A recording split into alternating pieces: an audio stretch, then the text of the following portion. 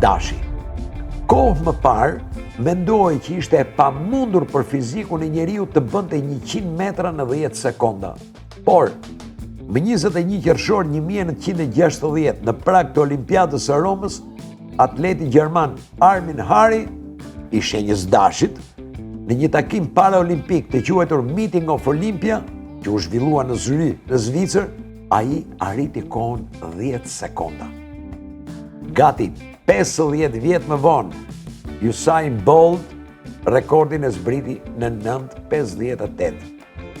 Kam përshtypjen të dashur dëgjues apo dëgjuese së shenjës dashit që duke filluar që këtë javë e gjatë gjithë këtij viti, edhe ju sikundër Armin Hari do të arrini diçka, të themi një rekord që deri tani ju është dukur e pamundur dhe mbi aftësitë tuaja.